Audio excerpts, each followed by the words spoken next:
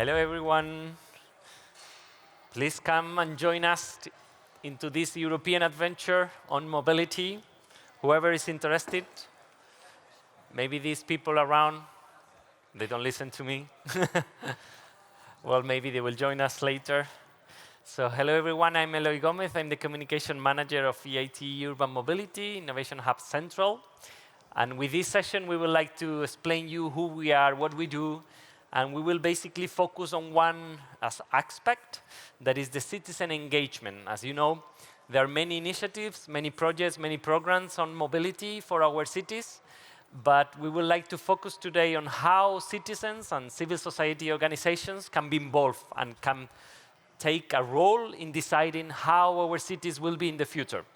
So we will explain you the concept of citizen engagement, but also we will explain you a bit some projects that we do at the European level and how citizens and associations representing citizens can have a say on how the mobility of our cities can be more sustainable and we can have more livable urban spaces. But before we enter into this citizen engagement or citizen involvement, I would like to explain you very briefly who we are. I don't know if you heard before of EIT Urban Mobility, but before that, I'm sure that you heard about the challenges we are facing nowadays in our cities. Most of you live in Cologne or in some German cities around, and you know that we have problems apart from the pollution and the climate change problems that we are all facing. This, you can see there in the screen, some of the challenges that most European cities and worldwide cities are facing. For instance, I don't know if you know that a quarter of all the emissions in our cities is coming from transport. That we have 50% of our cities taken by roads and cars. So it's a space that us, as citizens, we cannot use because it's already covered by our roads and cars. But also the accidents, 67% of the road accidents are taking place in cities. So that's also a thing to be considered in terms of safety. But also all of us, spend 1 year of our lives commuting and in traffic jams. So it's 1 year that we are spending just inside our cars. And of course, this has an economic cost. So 130 billion euros per year is lost due to this traffic jam and this congestion. So we know all these problems. So how we can solve these problems, how we can address them. You probably saw here in the fair today many initiatives, startups giving solutions, and European Union is also trying to address these problems and these solutions. So for that, the European Commission created in 2008 a body that is called EIT, European Institute of Innovation and Technology. The main objective of this initiative is basically to foster innovation in Europe. Many people think that we are not doing good enough. We have good ideas, but the innovation is not coming to our market or is not put in place in our cities and countries. For instance, US is more ahead on that. So EIT think that we have to identify topics where innovation can be improved in Europe. So here you have the 8 topics that the European Commission identified as a topic with potential to improve the innovation in Europe. So climate change, digital innovation, also in food, in raw materials, energy, health, and manufacturing. But us and myself and my colleagues, we are representing one of these innovation communities focused on urban mobility. So that's why we are here today with you to explain you what we do in terms of innovation on urban mobility. We have several programs, several activities with one aim, to improve the mobility for the cities of tomorrow, to have more livable urban spaces, to have a sustainable mobility in our cities, and of course to address the problems, the challenges I just mentioned to you before. For that, we are a bit complex organizations. I invite you to check our website and to learn more, but I will try to summarize for you like the main activities we do. For instance, in innovation, we give funds out of the European Union funds to transnational projects where universities, cities, industry, research institutes, startups sometimes, they come together and they submit a proposal to address one of the problems we have in terms of urban mobility. So this is the innovation projects, we call them. But we also support the startups. When there are some of the startups that are here, they can participate and give and receive mentoring and coaching. We invest on those startups that we find that can be successful. So all these startups that have a solution, an innovative solution for the mobility of our cities, we support them in those business creation activities that we have. But we also have academy. It's important to improve the knowledge and the capacity of the professionals and students on urban mobility. So we have a master's school, we have a doctoral training. So I invite you to go to our website and check some of these activities. And to all these solutions, we also leverage them and try to make them more impactful in a program we call it Factory. And City Club is basically a network of cities in Europe because, of course, cities are at the core of our activities. We have several cities in Europe involved in our community, and they are really deciding every year how our programs will be. So everything to accelerate the change to sustainable urban mobility and better cities and livable urban spaces. For that, we have, for you to understand that we have several offices in Europe, so depending the country you come from, if you are coming from Germany, for instance, we, and together with my colleagues, we are based in Munich, in the office covering, now we are covering the whole Germany. So we just basically support the organizations in these countries in orange to participate in our activities. But of course, our activities are Europe-wide, so organizations from the whole Europe participate in the different projects and activities.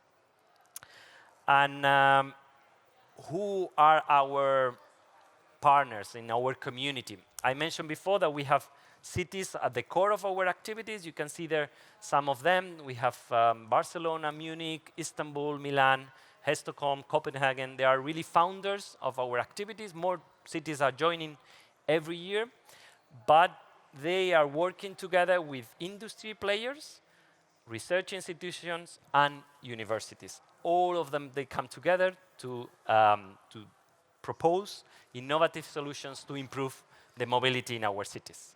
But there is one key player and key element that is missing here, and is you, the citizens. So that's why we are here today, and we would like to explain you how citizens and civil society organizations can take part in our activities and can also be, together with the cities, the industry, the universities, propose their views and to be taken into account in how our cities can be in the future, how the mobility of our cities can improve in the future.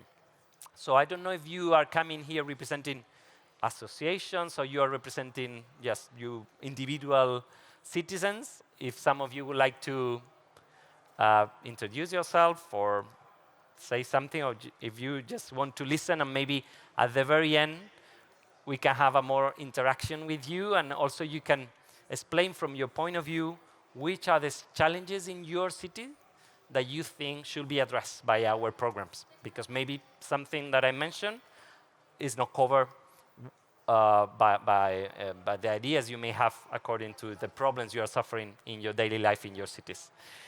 So now we will move exactly to that part, how we can solve the mobility challenges faced by our cities together with the involvement of citizens. And for that, I would like to give the floor to my colleague, Juliana Vanyarczyk. She's the citizen engagement expert in our program, and she will explain you this citizen engagement concept and also give you some ideas and examples of how citizens can give their opinions and be taken into account in how the cities can be more livable in Europe. So please, Julian, thank you.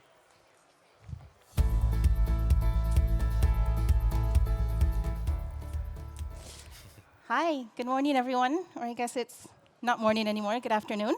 Thanks, Eloy. So as Eloy mentioned, my name is Juliana Vanyarczyk. I'm the Citizen Engagement Manager at EIT Urban Mobility. And what that means, Sorry, let me see how this goes. Okay, so you might be asking yourself, what does citizen engagement have to do with urban mobility, and what does it have to do with EIT Urban Mobility? So, for instance, I'm walking around this hall today, and I see a lot of very beautiful dashboards talking about how the transportation systems are working in a city. They say where the buses are on time, where people are speeding, where people are bicycling. So they tell us the what. But what these dashboards don't tell us, of course, is the why. Why are lots of people speeding in this area? Why aren't people bicycling in this area? Why are these things happening? And so that's what we really see as being the role of citizen engagement in urban mobility, is to taking the what and really understanding the why so that we can design better solutions to transform urban mobility for the future. So as you can tell, I'm not German. I'm an American citizen. I was born in Taiwan, and so I thought I would spend today just talking a little bit more about the trends and why citizen engagement is important, and then a couple of the projects that we're supporting here at EIT Urban Mobility from the places I visited and worked in the past. And then maybe afterwards, if possible, I would love to have a discussion about what's happening in Germany and think about how we integrate that into our program moving forward.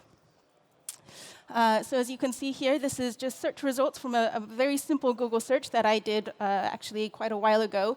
And you can see that whenever people start talking now about smart cities, about urban mobility, you hear so much about citizen engagement. Everyone wants to talk about citizen engagement. Everyone wants to engage citizens.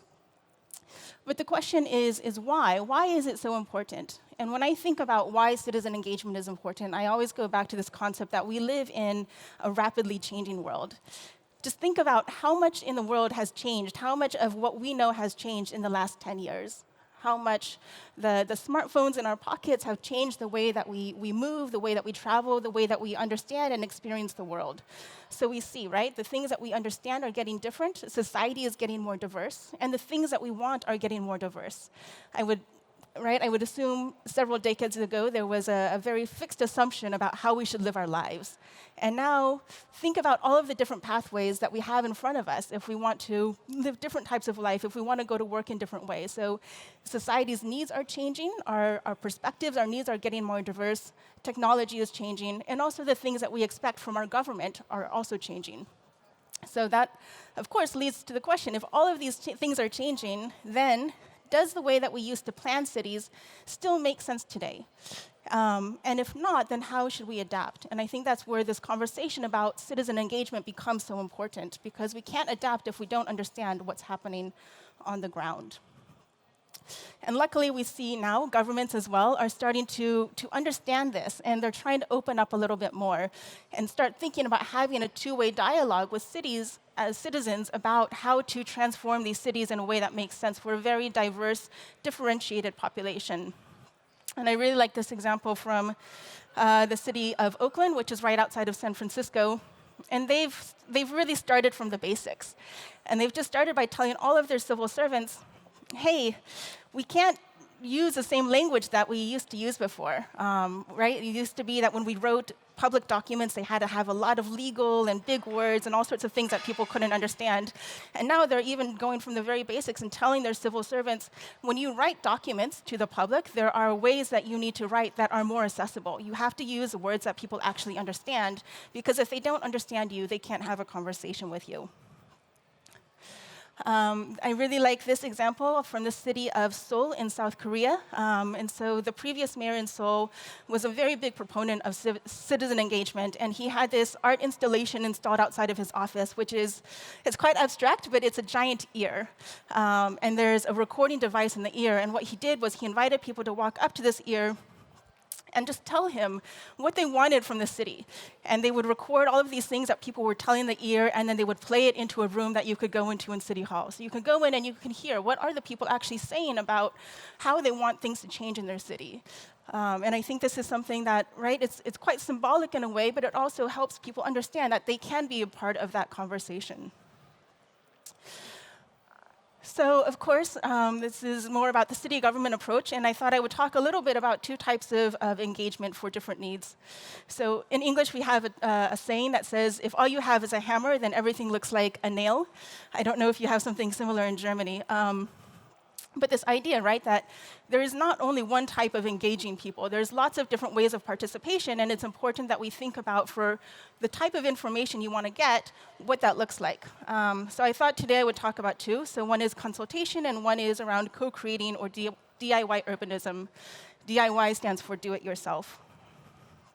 So consultation, I think most of you, when you think about citizen engagement, this is what you're thinking about, where the government has a project, they want to do something, and they're coming to people and saying, OK, we want to do this project. What do you think? What is your input? What are your ideas? And this is, of course, very wonderful that cities are starting to do this in a more systematic way to gain local knowledge. So you can imagine if I was a civil servant and my job was to go and improve the safety of a street in a neighborhood, and I've never been to that neighborhood before, I've never lived in that neighborhood before, there's so many things I just don't understand. And I think that cities are starting to understand the value of generating that local knowledge, also bringing people into the conversation to say, OK, we want to design a safer road. What would that look like for you? How would you like to do that?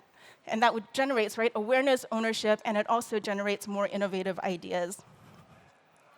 And I really want to focus, right, for a minute on this idea of why it's important. It's not just that citizen engagement sounds great. We all have to do it because it sounds wonderful. Of course, you want to engage citizens.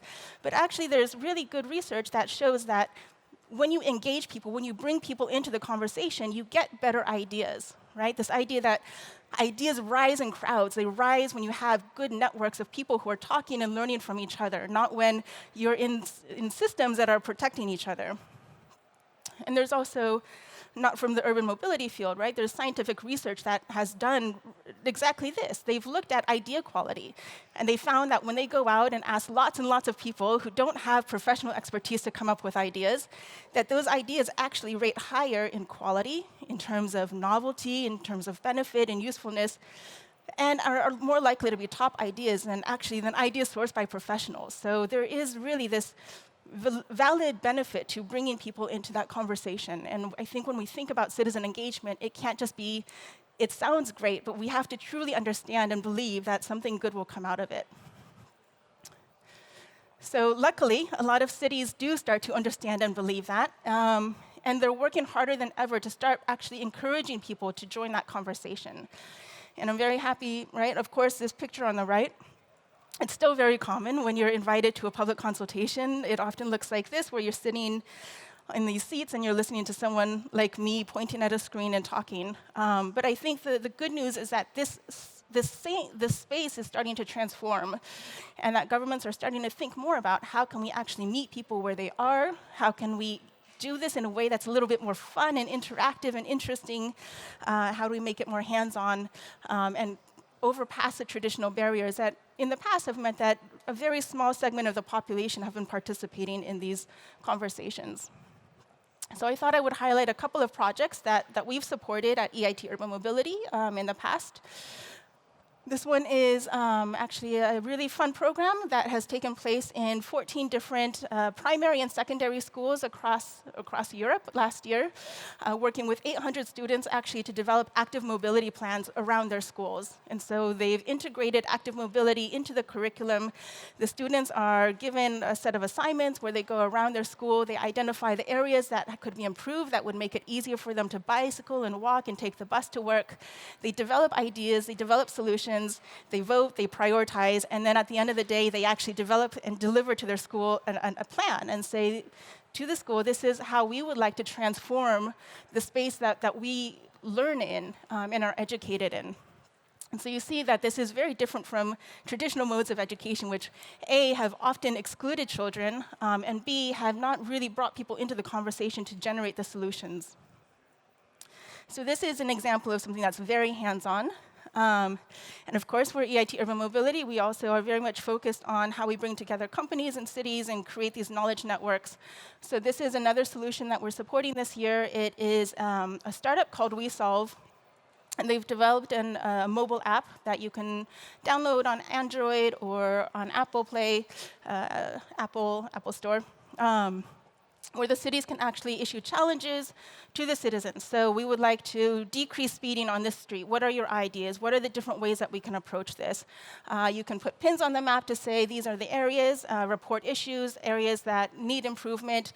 And they're also testing also some examples with gamification and rewards. So if you participate in 30 challenges, we'll plant a tree, we'll give you a free city tour. So they're starting to think a little bit more about how they can bring people into the conversation. I think in the previous slide, did we? That's a mirror effect. So this is also an example of, in the city of Helsinki, they're starting to also play with these digital twins. And digital twins are these 3D representations of cities. And what's really great is that now citizens can go in and play and understand, OK, this is how the city is modeled. They can put pins on the 3D model. They could indicate what works, what doesn't work. So this idea that in the past, you had to look at a 2D map and make your assessment of it has changed in a way that we have these new digital tools that allow you to experience and visualize new futures and interact with them in new ways. So I think some of these are just examples of how both a more interactive approach towards citizen engagement, but also a more technological approach towards citizen engagement can start to transform the way that we bring people into the conversation. So that was, I think, talking about how we engage people. And you're probably wondering, when do we move from talking and into action? So I thought I would spend a little bit of time talking about this concept of co-creation. And specifically something that they call DIY urbanism, so do-it-yourself urbanism. And these are really small tactical projects that are initiated by the citizens themselves that actually modify the built environment, often in temporary or provocative ways. And I really see this as an intensive form of public participation, where people are not waiting for the cities to come to them and ask them, what do you want? But actually citizens are starting to think about how do we tell the city in really interesting ways what's important to us. So this is an example in a small city in the United States called Omaha, where the citizens got very tired of waiting for their bicycle lanes, and overnight they went out with a bunch of plungers, which apparently have more than one use, and put them all on the road to delineate this is a space that we want to have for bicycles. So this was a tactical urbanism experiment that the citizens started. It was removed by the city after 4 hours, but it made, I think, a very strong point. This is another example in Wichita, Kansas, where they also use plungers. I didn't know that plungers were so popular as bicycle lanes. But here, the city had actually created a bicycle lane, but obviously the citizens didn't feel safe, They didn't feel like they were protected enough, and they put these up as an indication to the city that this is important to us. And I think what's so magical about this example is the city actually listened to it, and they turned those into something permanent, They've taken the citizen input. They've seen, OK, this actually could work. How can we actually make this permanent? So we see this, all over the place. I think next time you're in the city, I would invite you to just look around, think about things in the urban environment that you wouldn't expect to be there, maybe things that are playful and interesting that people have done. And ask yourself, is this public participation? And in many ways, I think it is, Because it signals to the city that there are unmet needs, there are things that still need to be done. It generates conversation and discussion. It shows what's possible. And it really allows you to test and think about, are there different ways to plan and adapt our city for different people's needs? So the good news is there's also work that we're doing at EIT Urban Mobility, thinking about how do we support this conversation further. And so with that, I'll hand it off to Juliana. It's OK. Thank you so much, Julianne, and hello from my side. My name is Juliana Vanyarczyk, and I'm the outreach officer, but I'm also the so-called challenge area lead for public realm. I know it's not specifically the topic, but actually we consider public realm as very close, let's say, to citizen engagement, and citizen engagement is actually in the nature of the topic, and all the projects that we realized on public realm, of course, let's say, are tightly connected with citizen engagement. And that's why we wanted to present to you a few examples. And thank you, Julianne, for the nice introduction, actually, into the topic. That how to support cities, for instance, in this COVID times. As you know, let's say, during the COVID times, the public realm and street transformation and tactical urbanism have gotten the momentum. So basically, our lives, our daily lives became more digitalized on one hand, but also very localized. So we start to look at our immediate neighborhood, how we can improve it, how we make it more affordable, accessible, and safe. So to help citizens that have these great initiatives and support cities to have a bit larger, let's say, implementations in the cities, we have a special program for them. And I would like to show, this is one of the examples that we implemented in the city of Milan. There was a larger project with the city of Milan, Amsterdam, and Munich, where we helped them, let's say, experiment with public space. In this example is also interesting, and it's one of my favorite ones, because here is not only the city and the citizens, but also the artists. So I think my colleague from Milan said that was the most challenging thing, to put the experts from transport department and the artists on one table. But the results are amazing, and we are very proud of them. Another interesting project is Furnish. This is also the project where a group of architects worked on the space that was reclaimed from vehicle infrastructure. And together with teams from 7 different cities, they basically created street furniture prototypes that were supposed to, let's say, animate the immediate neighborhood and create some possibilities for socializing. So as you might see, there are some interesting instruments. There are spaces for sitting, for leisure, for play.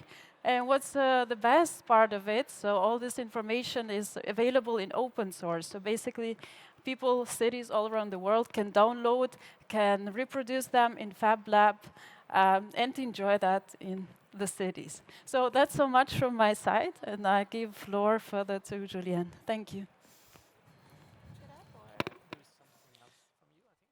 I think you can do it, yeah? Yep. Okay.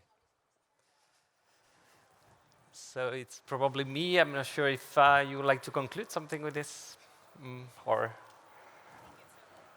Yep, it's fine. So basically, well, this is the conclusion of the whole presentation, the important role to play in creating better cities. As I mentioned before at the beginning, we have the city councils, we have industry, universities, research institutes, but of course we need the input from the citizens, the ones living in the cities, and to take into account their views. And thank you to my colleagues. You have seen some of the examples that have been implemented in some cities. And one of these examples, for instance, in public realm, as I mentioned before, is a way to also have more space in our cities for citizens. A lot of space is taken nowadays by cars and roads. So it's really important to give back this space to the citizens. And more people and more citizens are aware of these problems. And they are also knowing how they can benefit if the city becomes better. And of course, we are trying to gather input to be taken into account by the city councils and by our projects and activities. So continue to innovate, to create better, more meaningful ways for people to participate is one of the challenges that we are facing in our projects. And the cities are, as my colleague Julian mentioned, they are more and more aware that this is needed, because otherwise to work without the citizens' input doesn't make much sense. So now we would like to have a bit more interaction with you, and to, first of all, to know if you have any question from anything that had been said today, or to some question directly addressed to any of my colleagues. Something you would like to clarify, or something that was not clear, or more details on any of the examples that have been shared with you. You have something, some comment? Not really? Maybe you can have the microphone. And if you don't mind to introduce yourself, and if you are representing any civil society organization in institution you mentioned, if it's an individual opinion as a citizen, yes, you can. My name is Eva Sladek. I'm from the city of Bonn. I work in the field of funding. And my question is it possible to make projects with the EIT and citizen engagement? Is it possible, yes, for example, in the framework of the European Commission programs? Yeah. Happy to answer that. Stand up. Stand up. Maybe, yeah. Yeah, maybe she can reply. Okay. Yeah, My colleague. Yeah. I'm happy to answer that. We do have a couple of funding opportunities if you're interested in doing citizen engagement projects. So we regularly fund projects both locally, and they're always consortia between cities and companies and NGOs. So we encourage them to work together, usually across at least 2 different European countries. Sorry. To work across 2 European countries, and we either fund projects that are, let's say, testing innovative methodologies or products or solutions in the citizen engagement space. We have one call that's open right now, so we're happy to share that information with you, and I'll be opening another call, I think, later this summer to also support this project. So as I mentioned before, we have calls on business creation, on innovation factory, but also a specific call for citizen engagement that will be launched very soon. So that's the perfect opportunity to participate. All the other calls, of course, take into account citizens in a bigger extent, in a small extent, but this is really focused on the citizen engagement activities. Yes, and if I may add here, the one that's open now, that's actually on European Bauhaus. We as a kick on urban mobility, still together with other kicks, are being, let's say, commissioned by the European Commission also, let's say, to channel this initiative of making our public spaces, let's say, more aesthetically pleasing, accessible, and sustainable. So this one is on the European Bauhaus, how we can create pleasant cities together with citizens, yeah. Any other comment, any other question you may have today? Or, for instance, what are the mobility challenges in your city? You have probably suffering some of the challenges that we mentioned before. Do you think something else is missing or something in particular that you think should be addressed in your city? Are you local from Cologne? Or you come from other cities? Can I know a bit? For instance, yourself, yeah?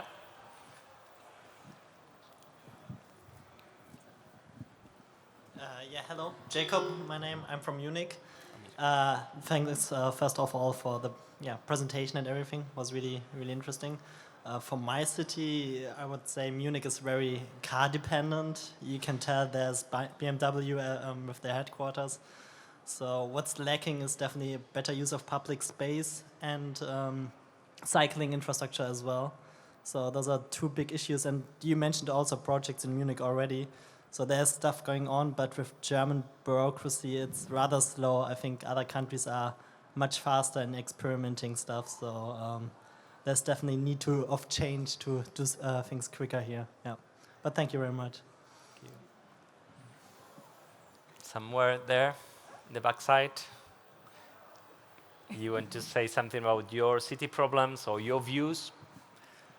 Or how citizens can be more involved? Sometimes, there are platforms, there are applications, but not many people participate. Why do you think this is like this? Or maybe people are not aware of the possibilities?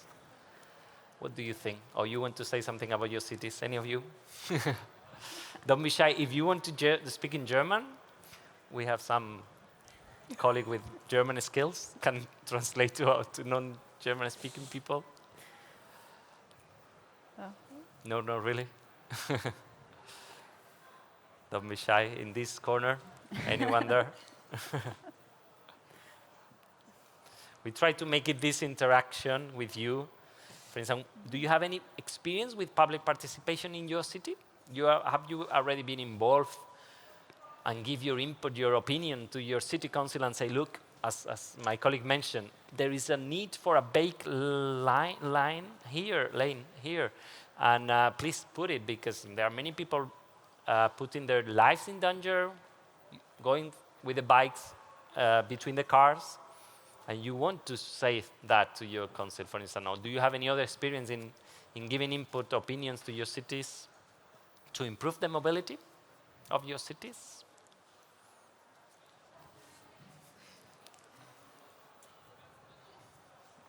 Hello, my colleagues already know me. I'm also from the EIT Urban Mobility. I'm an intern there, and I'm originally from Istanbul. And I was actually involved into one public participation activity that is organized by one of the local cities of Istanbul. I mean, there is this metropolitan city of Istanbul, and then we also have local governments. And one of them, that can be considered as the center city of the Anatolian side. A climate change action plan was organized with the methods that it integrated into planning that concerning the public participation. And then I was also among the public, and I was also studying public urban planning. And then it was kind of interesting for me to be involved, to see how, to put myself in the role of a citizen as also being kind of the half professional in the area. Yeah, this was actually it. And then actually this this initiative went on. I think they created a kind of a public council that kept on working on the topic and the field, but I don't know actually how it evolved in the last years, but it was kind of a nice initiative, and then the people actually kept on working on it, and then it became kind of like a working group, I guess, also within the citizens. So you have the feeling that your input was taken into consideration somehow? Yes, indeed, highly actually. The method was quite well planned actually, and it was a kind of a systematic approach that they developed, and they also published the input that came from the public within the plan actually. Yeah, so it was kind of That's good, because as my colleague mentioned, sometimes citizen engagement is like a trend, it's fashion to say, yes, citizen engagement is very important, and many cities know about it, and sometimes they just talk about it, but in reality, from EIT Urban Mobility, we want to be really taken into account and be impactful, so really taking seriously what citizens think, and in this call, for instance, it will be the focus. So it's not just blah, blah, but it's real involvement of citizens in the ideation of the activities and in the testing. Sometimes in some of our activities, we give the opportunity to citizens to test and to pilot our initiatives and solutions and see if it works or maybe not, or some improvements are needed. Okay, and then concerning Istanbul, we are very happy to have the city of Istanbul is one of the biggest megapoles in Europe, part of our community. So EIT Urban Mobility is not only a community of the European Union members, but also the accession members, the pre-accession members like Turkey. So City of Istanbul is really much involved, and their initiatives are really in the first line among the cities involved in our community.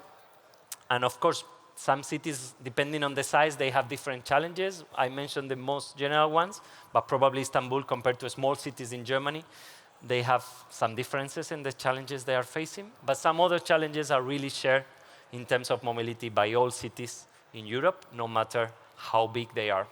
So that's also important to consider. Any other opinion, any other experience with citizen engagement, or some thoughts that you would like to share in the mobility that you are using every day in your lives in your city? Any other comment from our colleagues? No, but if you're interested in putting together a project, if you have some ideas on citizen engagement and you're interested in testing and piloting them in a city, please feel free to reach out to any of us. I think our website is eiturbanmobility.eu, and we have our email and contact information here. So please feel free to reach out. We're always open to have a conversation to understand what your needs and ideas are and think about how we can integrate that into our process. Yep. So, indeed, this is a good conclusion for our session today. This is the email address of our office in Munich that probably is closer to you if you are coming from Germany. So feel free to join us and also to visit our website and try to be involved in the activities.